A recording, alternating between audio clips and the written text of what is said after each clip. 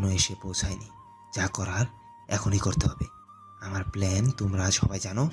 হঠাৎ করে একটু দূর থেকে গাড়ির শব্দ ভেসে আসে। রাইয়ান বাঁকা হেসে নিজের গাড়ির নিয়ে স্পট ছেড়ে অন্য রাস্তা দিয়ে বেরিয়ে গেল। রাইয়ানের টিমের 5 জন বাদে বাকি সকলে গাড়ি নিয়ে চলে গেল রাইয়ানের পিছু পিছু। আকাশটা যেন হঠাৎ করে ফেটে পড়লো বাজের গর্জনে। সিরাজদের গাড়ির ইঞ্জিনের শব্দে পুরো নদীর পাড় যেন দুলে উঠল। একে একে থামলো কালো রঙের সব রোলস রয়েস। গাড়ির দরজা খুলে বেরিয়ে এলো সিরাজ খান। তার চোখে আগুন রাগে ফ্রিকুচকে আছে, চোয়ালে স্পষ্ট টান। সিরাজ গাড়ি থেকে নামতেই আয়ুবরা সকলে গাড়ি থেকে নেমে এসে সিরাজের পাশে দাঁড়ালো। সিরাজ হেঁটে গেল সামনে মুখোশধারীদের দিকে। তার পায়ের শব্দ যেন ঠকঠক করে প্রতিধ্বনি তুলছে নদীর পাড়ে। একটা নিঃশব্দ আতঙ্ক ছড়িয়ে পড়ল চারিপাশে। রায়ানের লোকদের একজন ফিসফিস করে বলল। সিরাজকে এগিয়ে আসতে দেখে রায়ানের লোকেরা সুমুকে জেটে তুলতে গেল। ঠিক সেই মুহূর্তে একটা গুলি তীব্র গতিতে ছুটে এসে লাগলো রায়ানের একটা লোকের হাতে। রায়ানের টিমের বাকি 4 জন আহত। লোকটিকে নিয়ে জেটে উঠে পড়ল। সিরাজ এসে থামলো ঠিক জেটের সামনে, যেখানে সুমুকে রাখা ছিল স্ট্রাকচারে। সুমুর মুখটা দেখে মুহূর্তেই সিরাজের চোখ নরম হয়ে এলো। সে হাঁটু মেরে বসে পড়লো সুমুর পাশে। 2 হাত দিয়ে সুমুর মাথাটা নিজের কোলে তুলে নিল। ফিসফিস করে বলল, সুইটহার্ট, আমি এসেছি। সে আলতো করে সুমুর কপালে ঠোঁট ছোঁয়ালো। পেছন থেকে আয়ুব বলল, এসকে ওরা আবারও মুভ করছে। সিরাজ ধীরে উঠে দাঁড়ালো, গম্ভীর কণ্ঠে বলল, জেট ঘিরে ফেল। আকাশ কেঁপে উঠল। মুষলধারে বৃষ্টি শুরু হলো। সিরাজের কথা শুনতে জেট নিয়ে পালিয়ে গেল রায়ানের 5 জন মুখোশধারী। জেটের গর্জন মিলিয়ে গেল আকাশের গর্জনের সঙ্গে। সিরাজ সেই জায়গাতে দাঁড়িয়ে বুকের সাথে জড়িয়ে রেখেছে অচেতন সুমুকে। বৃষ্টির ভারী ফোঁটাগুলো তাদের পুরোপুরি ভিজে দিচ্ছে। সুমুর ভেজা চুল তার গালের পাশে লেপ্টে আছে। সুমুকে বুকের মধ্যে পেয়ে সিরাজের বুকের ভেতর জ্বলতে থাকা দাবানল কিছুটা ঠান্ডা হলো। ঠিক সেই সময় কাঁচ ভাঙা শব্দ করে আরো 4টি গাড়ি এসে থামলো স্পটের ধারে। সাদা আলো ছিটকে পড়লো অন্ধকারের উপর। গাড়ির দরজা খুলে নামলো আরিয়ান চৌধুরী, পেছনে তার বডিগার্ড আর রায়ানের বিশেষ টিমের কয়েকজন লোক। সিরাজ একবার তাকালো আরিয়ানের দিকে। তার চোখে শীতলতা আর ঠোঁটের কোণে টেনে নেওয়া এক বাঁকা ধ্বংসাত্মক হাসি। সিরাজের মুখে কিছু বলল না, তবে তার চোখে স্পষ্ট আরিয়ানকে বলছিল, তুই হেরেছিস আরিয়ান, শুধু এই রাতেই না, সুমুর কাছেও তুই আজ হারলি। আমার সামনে তোর অস্তিত্ব অর্থহীন। আরিয়ান দাঁড়িয়ে রইল, চোয়াল শক্ত করে 2 হাত মুষ্টিবদ্ধ করে রাখলো রাগে অপমানে আর নিজেকে ধরে রাখার ব্যর্থ চেষ্টায়। আরিয়ানের আসার ঠিক মিনিট খানেক আগে গর্জন তুলে আরো কয়েকটি গাড়ি, কালো গাড়ি এসে থামলো স্পটে। বৃষ্টির গন্ধ ছাপিয়ে ছড়িয়ে পড়ল ভয় আর আধিপত্যের ঘ্রাণ। সবার দৃষ্টি এবার ফিরল নতুন আগন্তুকের দিকে। গাড়ির দরজা খুলে ধীরে ধীরে নামলো রায়ান চৌধুরী, হাতে ওয়াইনের বোতল। সে এক মুহূর্ত থেমে দাঁড়ালো। বৃষ্টির ফোঁটা টুপটুপ করে পড়ছে তার সিল্কি ব্লেজারের উপর। ঠোঁটে কোণে শব্দ নেই, চোখে শুধু হিম শীতল দৃষ্টি। একজন বডিগার্ড তৎপর হয়ে ছুটে এসে রায়ানের মাথার উপর ছাতা ধরতে গেল, কিন্তু রায়ান হঠাৎ চোখ রাঙিয়ে তাকালো তার দিকে। চোখের সেই হুঁশিয়ারি এতটাই তীক্ষ্ণ ছিল যে লোকটা এক ধাপ পা পিছিয়ে গেল। ছাতা নিচে নামিয়ে মাথা নিচু করে দাঁড়িয়ে থাকলো সে। রায়ান তাকিয়ে রইল সুমুকে জড়িয়ে রাখা সিরাজের দিকে। ধীরে ধীরে রায়ানের ঠোঁটে একটা ম্লান তুচ্ছ হাসি ফুটে উঠল। সে হাঁটা ধরলো সিরাজের দিকে, কিন্তু কি জানি মনে করে আবার দাঁড়িয়ে পড়ল। আরিয়ান রেগে রায়ানের উদ্দেশ্যেই বলল, তুই যদি আর কিছুক্ষণ আগে সুমো কোথায় আছে সেই খবরটা পেতিস, তাহলে আজ এসকের জায়গায় আমি থাকতাম। রায়ানের কর্ণ পর্যন্ত হয়তো পৌঁছালো না আরিয়ানের কথা। সে এক দৃষ্টিতে তাকিয়ে সুমোর দিকে। পুরো স্পট কাঁপছে গাড়ির ইঞ্জিনের গর্জনে। বৃষ্টির ফোঁটা ঝরে পড়ছে সকলের উপর। সিরাজ খান দাঁড়িয়ে আছে সবার মাঝখানে, বুকের কাছে শক্ত করে জড়িয়ে রেখেছে সুমুকে। সে এখন শুধু একজন প্রেমিক নয়, একজন রক্ষক। চারিপাশে ঘিরে আছে রায়ান, আরিয়ান আর সিরাজের লোকজন। রায়ানকে ওভাবে তাকিয়ে থাকতে দেখে আরিয়ান গর্জন করে সিরাজের উদ্দেশ্যেই বলল, মানছি সুমো তোর বিয়ে করা বউ, তাই বলে ওভাবে জড়িয়ে ধরে থাকতে হবে? তুই ওকে টাচ করেছিস বলে আমার বুকের ভেতর আগুন জ্বলছে, ছেড়ে দে সুমুকে। সেই মুহূর্তে সিরাজের চোখ দুটো জ্বলেই উঠল, যেন বৃষ্টির মতো দাবানলের ঝলক। তার কপালের রগগুলো টনটন করে উঠল। সে সুমুকে বুকের সঙ্গে আগের থেকেও শক্ত করে জড়িয়ে ধরে রাগী কঞ্চে বলল, তোর বুক পুরুক সেটা আমার সমস্যা না। এই মেয়ে আমার স্ত্রী, আমার সম্মান, আমার জীবন। তোকে সেদিন প্রাণ ভিক্ষা দিয়েছিলাম বলে বারবার দিব এমনটা ভুলেও ভাবিস না। রাইয়া নিশ্চুপ হয়ে দাঁড়িয়ে। কে জানে তার মনের গভীরে এখন কোন ঝড় চলছে। চোখে এক ধরনের নিস্তব্ধ আগুন তার। আরিয়ান আবারও বলল, ওইটাই তোর ভুল ছিল। তোর চোখের সামনে থেকে সুমুকে কেড়ে নিব, দেখিস। আরিয়ানের কথা শোনা মাত্রই সিরাজ এক মুহূর্ত সময় নষ্ট না করে এক কাণ্ডই করে বসলো। সকলের সামনে স্পটলাইটের নিচে অচেতন সুমু ছোট ঠোঁট ডুবিয়ে দিল সে। নিজের চোখ বন্ধ করে সকলের বুকের ভেতর একটা কথাই জ্বালিয়ে দিল সে। এটা যেন ভালোবাসা নয়, দাবির ছোঁয়া। চারপাশ স্তব্ধ, সবার চোখ স্থির হয়ে গেছে এই দৃশ্যটা। রায়ান, আরিয়ান, এমনকি সিরাজের নিজের লোকেরা মাথা নিচু করে ফেললো। কেউ মুখ তুলে তাকালো না, কেউ কিছু বললো না।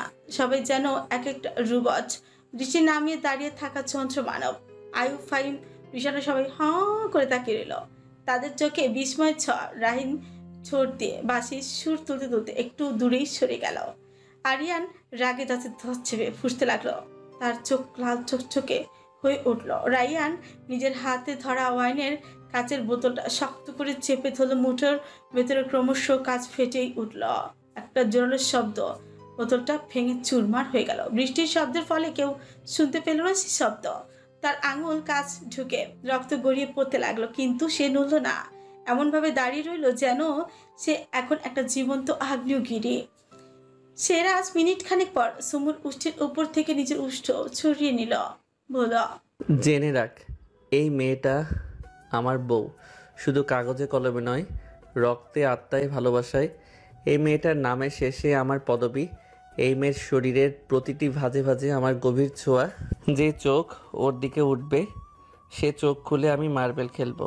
সিরাজ অচেতন সুমুকে দুই হাতে কোলে তুলে নিল। চলে যাবার আগে আবারও বলল, বউ আমার পবিত্র, তাই ওকে সাথে নিয়ে কোনো রক্তের খেলা খেলতে চাই না আমি। তবে তোদের সাথে আমার অন্য কোথাও অন্য রূপে দেখা হবে। কথাগুলো বলে ধীরে ধীরে দৃঢ় পায়ে বুক সোজা করে হাঁটতে লাগলো গাড়ির দিকে সিরাজ। চারপাশে কেউ কথা বলছে না, কেউ সাহসও করছে না কিছু বলতে। শুধু গাড়ির হেডলাইটের আলো দেখা যাচ্ছে। একটা পুরুষ কিভাবে নিজের ভালোবাসাকে গোটা দুনিয়ার সামনে দাবি করে নিয়ে যাচ্ছে। আয়ুব, রাহিন, ফাহিমরা সবাই ছুটে গিয়ে উঠলো অন্য গাড়িতে। বৃষ্টিতে ভেজা, চানচান উত্তেজনায় জমে থাকা সেই স্পট যেন ধীরে ধীরে ফাঁকা হয়ে যাচ্ছে। সিরাজ সুমুকে বুকের মাঝে আগলে ধরে গাড়ির পেছনের সিটে বসলো। শাহবাজ দ্রুত ড্রাইভিং সিটে বসে গাড়ি স্টার্ট দিল। গাড়ির ইঞ্জিন গর্জে উঠলো। গাড়ির হেডলাইট বৃষ্টির ফোঁটার ভেতর দিয়ে পথ কেটে এগিয়ে গেল সামনে এক এক করে। সিরাজ সবগুলো গাড়ি স্পট ছেড়ে বেরিয়ে গেল। পেছনে রয়ে গেল দুই পুরুষ, একজন দাঁত চেপে দাঁড়িয়ে, আরেকজন রক্তাক্ত হাতে নীরবে দাঁড়িয়ে। তাদের চোখে একটি প্রশ্ন, আজ হেরে গেলাম নাকি আজ যুদ্ধটা শুরু হলো? বৃষ্টি ভেজা রাত, চারিদিকে অন্ধকার আর আলো মিশিয়ে তৈরি করেছে এক রহস্যময় ছায়া। সিরাজ সুমুকে বুকে জড়িয়ে রোলস রয়েসে উঠেছে। গাড়ি কিছু দূর যাওয়ার পর সিরাজ শীতল কঞ্চে বলল, গাড়ি থামা সারবাজ। শাহবাজ চোখ বুলিয়ে নিল। রিয়ার ভিউ মিররে সিরাজের চোখে ঝড়। কোনো প্রশ্ন ছাড়াই ব্রেক কষলো শাহবাজ। গাড়ি থামতে সিরাজ বলল, গাড়ির সেন্টার কনসোলের ড্রয়ারে আমার চেঞ্জ আছে, বের কর। শাহবাজ হাত বাড়িয়ে খুলে ফেললো রোলস রয়েসের লুকোনো চেম্বার। সেখানে নিখুঁতভাবে গুটিয়ে রাখা আছে একটি কালো শার্ট, ব্ল্যাক ট্রাউজার, একটা ঘড়ি আর পকেট পারফিউম। জিনিসগুলো সিরাজের হাতে দিয়ে আর কোনো কথা ছাড়াই শাহবাজ গাড়ি থেকে নেমে গেল। সিরাজ চারিদিকে দেখলো একবার, তারপর একে একে রোলস রয়েসের সব জানলা বন্ধ, দরজা লক করে দিল। তারপর ধীরে লাইট অন করলো। ভেতরে সাদা আলোর নিচে সুমুর মুখ যেন আরো ফ্যাকাশে লাগছিল। সিরাজ এক মুহূর্ত তাকিয়ে রইল তার ভালোবাসার নারীর দিকে। সুমুর ভেজা কপাল, কাপড় ছোট, অবচেতন চোখ সিরাজকে পাগল করে দিচ্ছিল। কিছু না বলে সে ঝুঁকে একটা নীরব ঠোঁটের ছোঁয়া রাখলো সুমুর কপালে। তারপর নিজের সামনে রাখা কাপড়ের ব্যাগ খুলল। ভেতর থেকে একটা ছিঁড়েঠালা শার্ট আর কালো ট্রাউজার বের করলো, যেগুলো সিরাজের নিচের। বরাবর তার গাড়িতে নিজের জন্য একটা চেঞ্জ থাকে। যেগুলো আজ সুমুর জন্য ছিল। সে সুমুর ভেজা কাপড়গুলো খুলল, তারপর তোয়ালি দিয়ে গা শুকিয়ে পরিয়ে দিল বড় মাপের সেই শার্ট। সুমুকে চেঞ্জ করিয়ে দিয়ে সুমুর মুখের দিকে কিছুক্ষণ তাকিয়ে থেকে একটা দীর্ঘশ্বাস পেল শেহরাজ। নিজের শরীরের ভেজা শার্ট খুলে ফেলল সে। শার্টটা সাইডে রেখে ধীরে ধীরে সুমুর দিকে তাকালো। শেহরাজের বুকে তখনও ভেজা শার্টের ছাপ। সেই ভেজা শরীরে সে সুমুর ঠান্ডা হাত দুটো নিজের উষ্ণ হাতে তুলে নিল। তারপর ধীরে ধীরে সে নিজের উন্মুক্ত বুকের সঙ্গে সুমুকে জড়িয়ে ধরল। সুমুর মাথাটা শেহরাজের কলারের হাড়িকে ঠেকলো। সেরা চোখ বন্ধ করে ফিসফিসিয়ে বলল, এভাবেই রাখবো তোমাকে সারা জীবন। গাড়ির লাইট অফ করে দিল সে। গাড়ির কাজ নামে জোর গলায় ডাক দিল শাহবাজকে। শাহবাজ উঠে এলো গাড়িতে। সিরাজ গম্ভীর মুখে বলল, শাহবাজ গাড়ি স্টার্ট দে। চাবি ঘুরিয়ে গাড়ি চালু করলো। ইঞ্জিন গর্জন করে ছুটলো খান ম্যানশনের উদ্দেশ্যে। বাইরে তখন ছড়া বৃষ্টি পড়ছে। আকাশটা কালো, বিদ্যুৎ মাঝে মাঝে ঝলক দিয়ে আলোকিত করছে চারিদিকে। খান বাড়ির সামনে এসে ধীরে ধীরে থামলো শেহরাজের গাড়ি। গাড়ির গায়ে বৃষ্টির ফোঁটা পড়ছে, জানালার উপর ছন্দহীন শব্দ তুলছে। গাড়ি থামতে দরজা খুলে গেল। শেহরাজ নীরবে ঝুঁকে পড়লো সামনের সিটের দিকে। আলতো হাতে সে সুমুকে কোলে তুলে নিল। শাহবাজ গাড়ি থেকে বেরিয়ে দরজা খুলে দিল। শেহরাজ সুমুকে নিয়ে গাড়ি থেকে নেমে দাঁড়ালো। সুমুর মাথাটা শেহরাজের বুকে হেলে আছে। শেহরাজ এক মুহূর্ত দাঁড়ালো না। হালকা বৃষ্টির ফোঁটা ভিজিয়ে দিচ্ছিল তাতে দুজনকে। সেদিকে শেহরাজের কোনো হেলদোল নেই। সে নির্বিকার। চেহারায় ছিল দৃঢ়তা আর গভীর একটা চিন্তার ছাপ। কে যেন তাকে ব্যথা দিচ্ছে, আর সেই ব্যথার মূলে রয়েছে সুমুর ক্লান্ত নিস্তেজ মুখটা। বাড়ির বিশাল গেট অটোমেটিক খুলে গেল। ভেজা পায়ের ছাপ রেখে রেখে শেহরাজ হাঁটছিল করিডোর পেরিয়ে নিজের রুমের দিকে। নিজের রুমের সামনে এসে ডান পা দিয়ে ধাক্কা মেরে দরজা খুলে ফেলল সে। ঘরের ভেতরে নরম আলো, রুমের প্রতিটি পর্দা বাতাসে উঠছে। রুমের দরজা বন্ধ হওয়ার সঙ্গে সঙ্গে ঘরের উষ্ণতা একটুখানি আরাম পেল শেহরাজ। সে সুমুকে বিছানায় শুইয়ে দিল যত্ন করে। বাইরে বৃষ্টির শব্দ যেন জানালার কাছে ছুঁয়ে নেমে আসছে ভেতরের নিস্তব্ধতায়। সুমুকে বিছানায় শুইয়ে দিয়ে একবার সুমুর দিকে তাকালো সে। চোখ বন্ধ, ভেজা চুল ঘাড়ে ছড়িয়ে আছে। শরীরটাও ভেজা কাপড়ের ফলে কাঁপছে হালকা করে। মুহূর্তে একটা অস্থিরতা ছেয়ে গেল শেহরাজের বুক জুড়ে। সে দ্রুত নিজের ভেজা প্যান্টটা পাল্টে নিল যেন তাড়াতাড়ি সুমুর যত্ন নিতে পারে। তারপর গিয়ে হলো ওয়ার্ড্রোব। একটানা খোঁজাখুঁজির পর নিজের একটা নরম ধূসর টি শার্ট বের করলো, সাথে একটা ট্রাউজার। টি শার্ট আর ট্রাউজার নিয়ে বেডের কাছে এলো শেহরাজ। বিছানায় বসে সুমুর গায়ে হাত রাখতে টের পেল সুমুর ঠান্ডায় জমে যাওয়া শরীরটা কাঁপছে। শেহরাজ নিঃশব্দে সুমুর পরনে ভেজা শার্টের বোতামগুলো খুলে ফেললো একে একে। চোখে কোনো প্রত্যাশা নেই, আছে শুধু একটা গভীর যত্ন, দায়িত্ব আর ভালোবাসা। ভেজা ট্রাউজারটা সরিয়ে সাবধানে সুমুর গায়ে পরিয়ে দিল শুকনো টি শার্ট। ট্রাউজার গুছিয়ে পরিয়ে দিল ধীরে ধীরে। সারা সময়টা সুমু কখনো একটু কেঁপে উঠেছিল, কখনো শ্বাসটা হালকা জোরে পড়ছিল। শেহরাজ সুমুর চুলের ভেজা অংশে আলতো করে তোয়ালে দিয়ে মুছে দিল। তারপর ব্ল্যাঙ্কেট দিয়ে সুমুর সারা শরীর ঢেকে দিল। ভেজা জামা কাপড়গুলো ওয়াশরুমে রেখে এসে নিঃশব্দে সে সুমুর পাশে বসলো। একটু ঝুঁকে সুমুর কপালে গভীর স্পর্শ এঁকে দিল। বাইরে ঝড়ঝড় বৃষ্টি তখনও থামেনি, কিন্তু ঘরের মধ্যে এক আশ্চর্য শান্তি, যেন পুরো দুনিয়া থেমে গেছে সুমুর নিঃশ্বাসের তালে। নিশুতি বৃষ্টির রাত পার করে ভোরবেলা যখন প্রথম আলোটা জানালার পাশে এসে দাঁড়ায়, তখনই ঘরটা এক অন্যরকম কোমল আলোয় ভরে যায়। কাছে জানালায় জমে থাকা জলের ফোঁটাগুলো রুপুলি হয়ে ঝিকিমিকি করছে। পেছনে ধীরলয়ে চলতে থাকা ঘড়িটি টিকটিক করে শব্দ, আর মাঝে মাঝে দূর থেকে ভেসে আসা পাখির ডাক, সব মিলিয়ে যেন কোনো ছবির মতো শান্ত এক সকাল। সুমু ধীরে ধীরে চোখ মেলে। চোখের পাতায় এখনো কিছুটা ভার, ঠোঁটের কোণে ঘুম ভাঙা একটা হাসি। চারিদিক দেখে বুঝে নিতে সময় লাগে একটু। নিজের গায়ে ব্ল্যাঙ্কেট জড়ানো, চুল শুকিয়ে গুছিয়ে রাখা, গায়ে পরা টি শার্ট আর ট্রাউজার কার যেন চেনা গন্ধে ভরা। সুমুর কপালে এক ফোঁটা ঘাম জমেছে। শরীরটা একটু গরম মনে হচ্ছে তার, কিন্তু ভয়ের কোনো কিছু নেই, বরং চারপাশের উষ্ণতা তাকে আশ্বস্ত করলো। সুমুর চোখ গেল পাশে। সেখানে এক হাত গুটিয়ে চোখ বন্ধ করে মাথা ঠেকে বসে আছে শেহরাজ। মুখে এক অদ্ভুত শান্তি, যেন রাত জেগে পাহারা দিয়েছে তার ভালোবাসাকে। সুমু ধীরে ধীরে উঠে বসে। চুলগুলো একটু এলোমেলো, মুখে হালকা ক্লান্তি। এক মুহূর্ত পরে সেরাজ চোখ খুলে যায়। সেই একই তাড়াহুড়ো নেই আজ, বরং এক প্রশান্ত বিস্ময়। বলে ওঠে, সুইটহার্ট, ভালো লাগছে এখন? সুমু মাথা নেড়ে একটা মৃদু হাসি দিল, তারপর একটু কাপা গলায় চোখে তৃপ্তি দৃষ্টি নিয়ে বলল, আপনি সারা রাত জেগেছিলেন? সেরাজ কোনো উত্তর দেয় না, শুধু সুমুর মাথায় হাত রেখে বলে, তোমাকে ছাড়া ঘুম হয়? একটা দীর্ঘ নিঃশ্বাস যেন দুজনের মাঝখানে ছড়িয়ে পড়ে। বাইরের আলো তখন আরো উজ্জ্বল হচ্ছে, পাখিরা জোরে গান গাইছে। এবার সুমু ধীরে ধীরে সেরাজের কাঁধে মাথা রাখে, আর সেরাজ নিজের বাহুতে জড়িয়ে নেয় সুমুকে। রোদটা জানালার পর্দা ছুঁয়ে বিছানায় ছড়িয়ে পড়েছে, চারিদিকে একটা শান্তির আবরণ। সুমুর গায়ে মোটা ব্ল্যাঙ্কেট জড়িয়ে বসে আছে সেরাজের কাঁধে মাথা রেখে। সুমুর হঠাৎ চোখের দৃষ্টি বদলে যায়, মুখটা কেমন স্থির হয়ে যায়, দৃষ্টি যেন জমে গেছে অনেক দূরে কোথাও। তার মনে হচ্ছে কিছু একটা এসে ধাক্কা দিয়েছে তাকে, কোনো পুরনো স্মৃতি, কোনো অব্যক্ত ভাবনা, অথবা হয়তো ভিতরের অনিশ্চয়তা। সে হঠাৎ করে ধীরে ধীরে উঠে দাঁড়ায়, বেড থেকে নেমে কয়েক কদম পেছনে সরে যায়। তার পায়ের শব্দ খুব হালকা, যেন না চাইতেই দূরত্ব তৈরি করছে। সেরাজ কিছুটা অবাক হয়ে তাকায়। সুমু? সুমু কোনো উত্তর দেয় না, জানালার পাশে গিয়ে দাঁড়ায়, বাইরে তাকিয়ে থাকে, যেন বাইরে নীল আকাশ, ভেজা গাছের পাতা আর দূরের রোদ চোখে রেখে সে কিছু একটা খুঁজছে। সেরাজ অনেকক্ষণ তাকিয়ে থাকে সুমুর দিকে, তারপর নিচু গলায় বলে, আই এম সরি সুইটহার্ট। সেরাজের কণ্ঠে কোনো অভিযোগ নেই, আছে শুধু একটা বোঝাপড়া আর ক্লান্তি।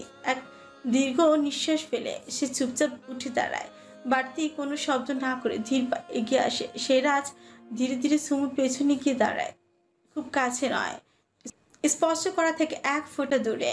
তার চোখ সুমুর কাঁধে, তার সুমুকে জড়িয়ে দিতে ইচ্ছে হয়, কিন্তু কোনো কথা ছাড়াই সে পেছন থেকে শক্ত করে জড়িয়ে ধরে সুমুকে।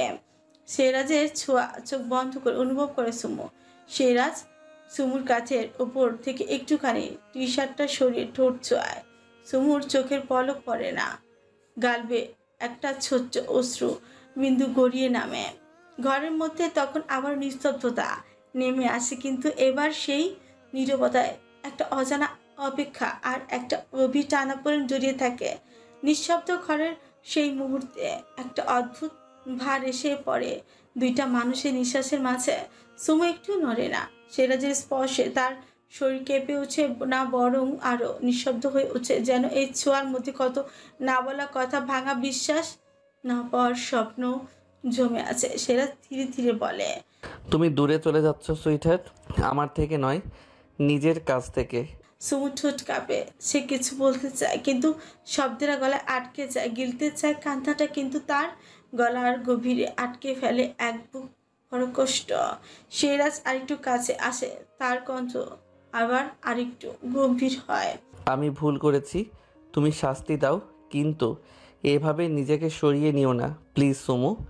সুমু চোখ বন্ধ করে একটু ঘাড় ঘোরায়, যেন শুধু শোনার জন্য, আর তার গাল এখনো ভেজা। সেটা সুমুর মুখের পাশের পানির রেখায় আঙুল দিয়ে ছুঁয়ে দেয় খুব ধীরে, মৃদু। সুমু মৃদু কণ্ঠে বলে, পরশু রাতটা আপনি ভুলে গেছেন? আমি তো সেই রাতের পর হারিয়ে গিয়েছি। সেরা আজ কিছুক্ষণ চুপ করে থাকে, তারপর তার কণ্ঠ আরো নরম হয়। সে অপরাধীর ন্যায় বলে, তুমি হারিয়ে যেতে পারো না, কারণ তুমি আমার হৃদয়ের ঠিক মাঝখানে আছো। আমি তো তোমাকে ছাড়া কিছু বুঝি না।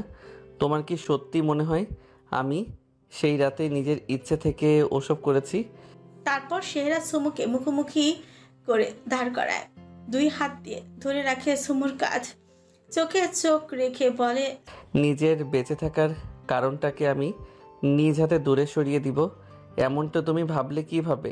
সুমু এবার একটু নড়ে, তার চোখের কোণে আবছা একরাশ কোমলতা ভেসে ওঠে। সে জবাব দেয় না, শুধু ধীরে ধীরে মাথা নিচু করে সেহরাজের বুকে মুখ গুজে দেয়। সেহরাজ সুমুর চুলে হাত রাখে, বুক ভরে সুমুর চুলে ঘ্রাণ টেনে নেয়। জানালার বাইরের রোদটা ধীরে ধীরে সরে আসে ওদের গায়ে, নরম আলোয় দুটো মানুষ দাঁড়িয়ে থাকে একসাথে চুপ করে। এই নীরবতাই হয়তো তাদের সবচেয়ে বড় বোঝাপড়া। সেহরাজের বুকে মুখ গুজে কিছুক্ষণ চুপ করে থাকে সুমো, তারপর হঠাৎই সে এক ধরনের কাঁপা কাঁপা গলায় ফিস ফিস করে বলে ওঠে। সুমু এবার চোখ তুলে তাকায়, চোখের মনি দুটো ফ্যাকাশে, যেন ভেতরে কোনো ভয় জেগে উঠেছে। সে বলে, পরশু রাতে আপনি নিজেই তো আমায় সরে যেতে বলেছিলেন খান সাহেব। বাসা থেকে বের করে দিয়েছিলেন, মনে নেই? সুমুর কণ্ঠ ভারী হয়ে আসে, চোখের কোণ আবার ভিজে ওঠে। সে খুব কষ্টে কানাটাকে গিলে বলে, তারপর কিছু লোক আমাকে মারতে চেয়েছিল। তারপর কি হয়েছিল আমি জানি না, কিছুই মনে নেই আমার। আমি এখানে আবার কিভাবে এলাম, কখন এলাম, কিছুই জানি না আমি। সিরাজ এবার পুরো স্তব্ধ। তার মুখ কঠিন হয়ে আসে, কিন্তু চোখে জমে ওঠে যন্ত্রণার ছায়া। সে সুমুকে ছেড়ে দিয়ে মেঝের উপর হাঁটু মেরে বসে পড়ে। সুমুর পেটের উপর ঠোঁট ছুঁয়ে প্রসঙ্গ পাল্টে বলে, আমার চ্যাম্পরা আসছে সুইটহার্ট। হঠাৎ সিরাজের চোখ যায় সুমুর হাতের দিকে। সিরাজ স্তব্ধ হয়ে বসে থাকে। সুমুর হাতে কাটা দাগটা যেন তার চোখে আগুনের মতো জ্বলতে থাকে। হঠাৎই বুকের ভেতর থেকে এক অজানা কাঁপুনি উঠে, তার শরীর কাঁপে, নিঃশ্বাস আটকে আসে, গলা থেকে এক ফিসফিস কণ্ঠ বেরিয়ে আসে তার। তোমার হাত আমার জন্য? সে যেন বিশ্বাসই করতে পারছে না। নিজের হাতের দিকে তাকায় সে। এই হাত দিয়ে সে আকস্মাৎ পাগলের মতন উঠে দাঁড়ায়। বেডসাইড টেবিল থেকে একটা ধারালো ছুরি তুলে আনে, হাতে ধরে কাঁপতে কাঁপতে সুমুর সামনে হাঁটু গেড়ে বসে যায়। ছুরিটা সুমুর হাতের মুঠোয় গুঁজে দিয়ে কেঁপে ওঠা গলায় বলে, নাও নাও এই ছুরি, আমাকে আঘাত করো।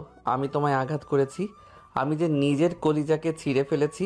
শব্দগুলো অস্পষ্ট হয়েছে সিরাজের, তবে কঠোর মনের শক্ত মানুষ বিথায় চোখ দিয়ে পানি গড়ায় পড়ে না। সিরাজ অপরাধী না আবারও বলে, তুমি চাইলে এই ছুরি আমার গলায় চালাতে পারো বা বুকের মধ্যে চালাতে পারো। আমি আর পারছি না সুইটহার্ট, আমি বাঁচতে পারছি না, আমার শ্বাস বন্ধ হয়ে আসছে। সুমুর হাত টেনে ছুরিটা গলার কাছে নিয়ে যায় নিচে, গলা কেঁপে ওঠে তার। আমি তো তোমাকে মেরেই ফেলেছিলাম প্রায়। আমি আমার পৃথিবীটাকে নিজেই শেষ করে দিয়েছি। এখন আমাকে শেষ করো প্লিজ, আমাকে মেরে দাও। এই যন্ত্রণা, এই মৃত্যু যন্ত্রণা থেকে আমায় মুক্তি দাও। সুমুর মধ্যে যেন সমস্ত বাঁধ ভেঙে যায়। সে ছুরিটা ঝটকা দিয়ে ফেলে দেয় মেঝেতে। মেঝেতে বসে দুই হাতে সিরাজের মুখটা চেপে ধরে বলল, না না না, আপনি এসব বলবেন না খান সাহেব, প্লিজ এসব বাজে কথা বলবেন না। সুমুর কণ্ঠ ভেঙে যায়, চোখ ঝাপসা হয়ে আসে। সিরাজের গলা জড়িয়ে ধরে ফুপিয়ে কাঁদতে কাঁদতে বলে, আমি নিজের হাত দিয়েই তোমার গায়ে আঘাত করেছি। আমি কেমন পুরুষ, কেমন স্বামী, যে রাগের মাথায় নিজের স্ত্রী হোক বা একজন মহিলার সাথে ঠান্ডা মাথায় আচরণ করতে পারি না। আমি মানুষই না, আমি তো পশুও না, একটা অভিশপ্ত নীচ জঘন্য একটা মানুষ। আমি তো মরারও যোগ্য না।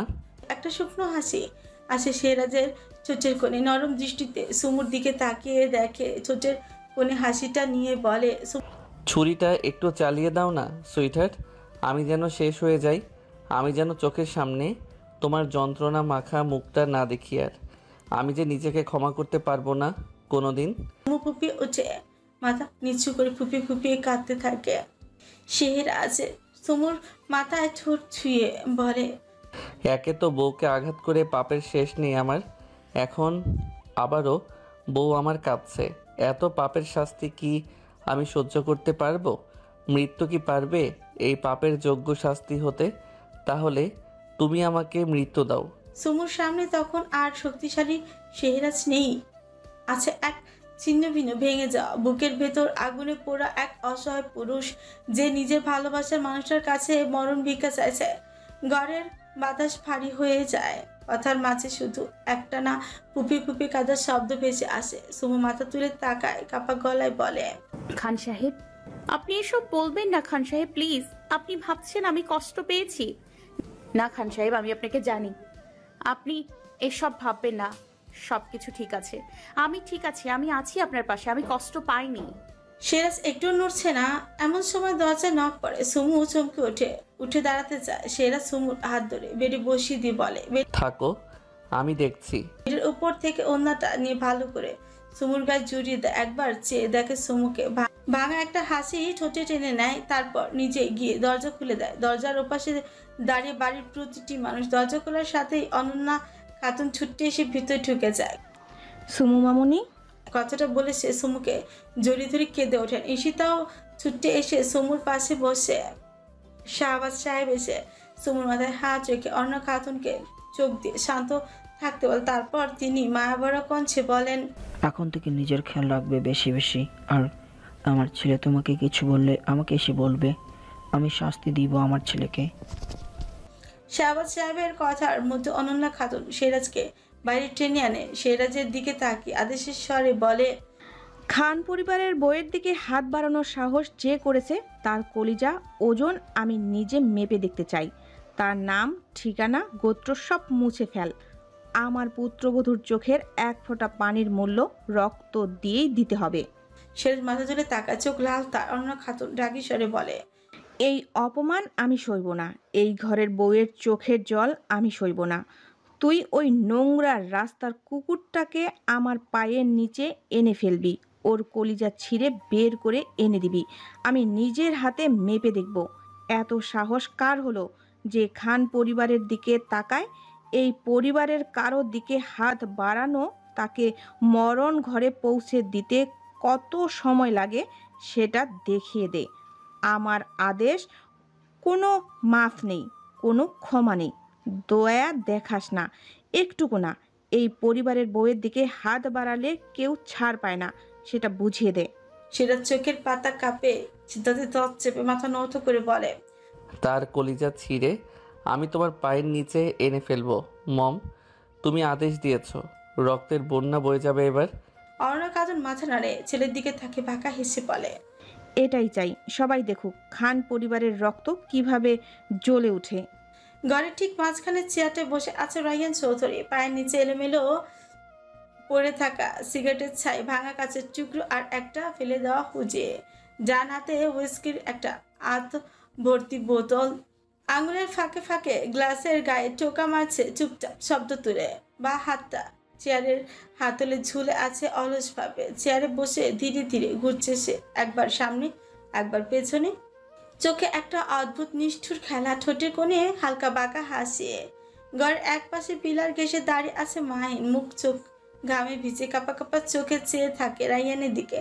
বসের পরবর্তী পদক্ষেপে বোঝার আপ্রাণ চেষ্টা তার। রায়হান একটা দীর্ঘ নিঃশ্বাস ফেলে উইস্কির বোতলটা ঠোঁটে তোলে, ছোট একটা চুমুক দিয়ে গলা ছেড়ে গাঢ় একগাল হাসি দেয়। তারপর হাতের ঘড়িতে সময়টা চেক করে নেয়। রায়হান নরম গলায় ঠোঁটে কোণে ব্যঙ্গ হাসি নিয়ে বলে, তুই ভাবছিস আমি এখন কি করব, তাই তো মাহিন? মাহিন গলার স্বর খুঁজে পায় না, শুকনো ছোট কামড়ে চুপ করে থাকে। রায়হান আবারও বোতল হাতে ঘুরাতে থাকে চেয়ারটা। ঘুরতে থাকে চেয়ারটা। এক সময় থেমে যায়, সামনে ঝুঁকে পড়ে, বোতল দিয়ে ছোট্ট শব্দ তুলে মাহিন শুকনো গলায় বলে, হঠাৎ করে আপনার প্ল্যান চেঞ্জ করার কারণ বুঝলাম না বস। রায়হানের ঠোঁটের কোণে ঠান্ডা এক হাসি খেলে যায়। বা হাত দিয়ে উইস্কির বোতল টেবিলের উপর রাখে, ঠকঠক শব্দ তুলে চেয়ারের হাতল ধরে উঠে দাঁড়ায় ধীরে ধীরে। কয়েক পা মাহিনের দিকে এগো, চারপাশে থাকা সকল পাহারাদাররা সতর্ক হয়ে দাঁড়ায়।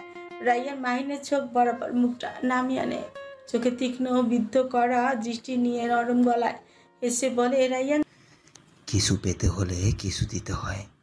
সব কিছু আমার ইচ্ছা মতোই চলছে, বেশি না, আর দুটা, তারপর দেখ কি হয়। সোজা হয়ে দাঁড়ায়, আবারও ধীর পায় নিজের চেয়ারটায় ফিরে যায়। বোতলটা তুলে নেড়ে নেড়ে দেখে, মৃদুস্বরে ফিসফিসিয়ে বলে, আই নো তোমার অনেক কষ্ট হবে, বাট আমাকে এটা করতেই হবে। কথাটা বলে সে পকেট থেকে ফোন বের করে স্ক্রিনের উপর ভেসে থাকা একটা ঘুমন্ত মায়াবী মুখের দিকে চেয়ে থাকে। ঘরটা নরম আলোয় ভরা, বাইরে দুপুরে ঝিম ধরা রোদ। রুমের ভেতর সুমু বিছানার মাঝে গুটিসুটি হয়ে কাঁপছে, পেটের উপর দুই হাত চেপে ধরে রেখেছে। মুখ ফ্যাকাশে, তার ঠোঁট কামড়ে ধরে যেন কষ্ট চেপে রাখার চেষ্টা করছে, কিন্তু পাচ্ছে না। হঠাৎ একটা কান্নার আওয়াজ ছড়িয়ে পড়ে। সেরা দরজা ঠেলে রুমে ঢুকে হাতে খাবারের ট্রে বেড সাইডে টেবিলের উপর রেখে ছুটে যায় সুমুর কাছে। সিরাজের গলা কাঁপে, পাশে বসে হাত ধরে বলে, সুইটহার্ট, কি হয়েছে? কাঁদছো কেন? কোথাও ব্যথা করছে? প্লিজ আমাকে বলো। সুমু 2 হাত পেটের উপর চেপে ধরে কাঁদতে কাঁদতে অনেক কষ্টে বলল, আমার পেটটা অসম্ভব ব্যথা করছে, আমি মরে যাব খান সাহেব, আমি সহ্য করতে পারছি না। আমার বেবিটার কিছু হবে না তো খান সাহেব? আমাকে বাঁচান, আমার বেবিটাকে বাঁচান। সিরাজ শিউরে ওঠে, সুমুকে টেনে বুকে জড়িয়ে ধরে, চোখ ফেটে পানি আসতে চায় কিন্তু নিজেকে সামলে নেয়। সিরাজের ভাঙা গলায় বলে, না কিছু হবে না, আমি আছি, কিছু হবে না তোমার, কিছু হবে না আমাদের বেবির, কিছু না, আমি থাকতে কিছু হবে না। সুমুর কান্নার আওয়াজ শুনে সকলে ছুটে আসে। অনন্যা খাতুন আর আফিয়া বেগম সুমুর কাছে এগিয়ে যায়। অনন্যা খাতুন চিন্তিত কণ্ঠে বলে, কি হয়েছে মামুনি, এভাবে কাঁদছে কেন? সুমু মামুনি, কোথায় সমস্যা হচ্ছে তোমার? সিরাজ কাপা গলা চিৎকার করে বলে। গাড়ি বের করো, সুমোকে এখনই হসপিটালে নিতে হবে। সবার মুখে আতঙ্ক। শাহবাজ নিচে দৌড়ে যায় গাড়ি বের করতে। আফিয়া বেগম ফিসফিস করে সুরা পড়তে থাকে। সুমু ছটপট করছে, মুখ লাল হয়ে গেছে তার, নিঃশ্বাস কাঁপছে। সিরাজ সুমুকে কোলে তুলে বেরিয়ে যায় রুম থেকে।